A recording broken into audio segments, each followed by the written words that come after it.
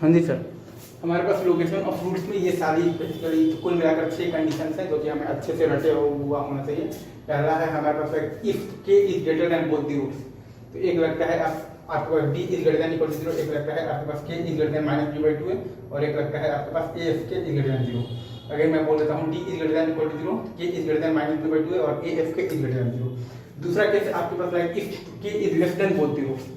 If k is less than both the roots, so d is greater than equal to 0 और k is greater than -b/2 और a f k is greater than 0। Again बोल देता हूँ मैं d is greater than equal to 0 और k is greater than -b/2 और a f k is greater than 0। अब आपके पास जो तीसरा केस आता है वो ये है कि basically k lies between the roots। k lies between the roots में आता है आपके पास a f k is less than 0, a f k is less than 0।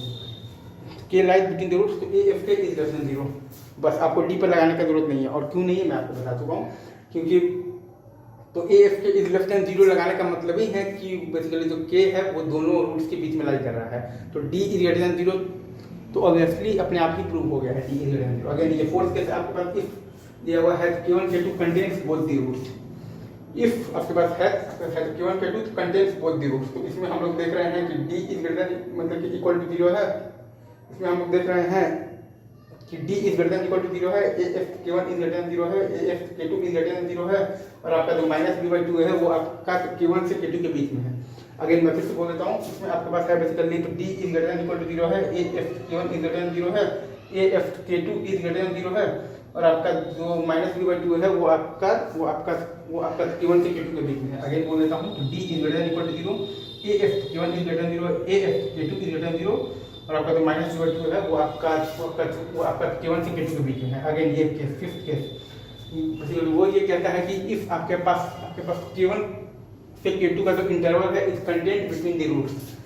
जो इंटरवल है ना बेसिकली k1 से k2 का वो दोनों रूट्स के बीच में है बेसिकली कंटेंट है। इफ इंटरवल मतलब कि इफ इंटरवल बेसिकली तो k1 to k2 is content between the roots. If interval k1 to k2 is content between the roots, तो इसमें आपके पास आता है basically a f k1 is less than 0 और a f k2 is less than 0। इसमें आपके पास आता है बेसिकली तो a f k1 is less than 0 और a f k2 is less than 0।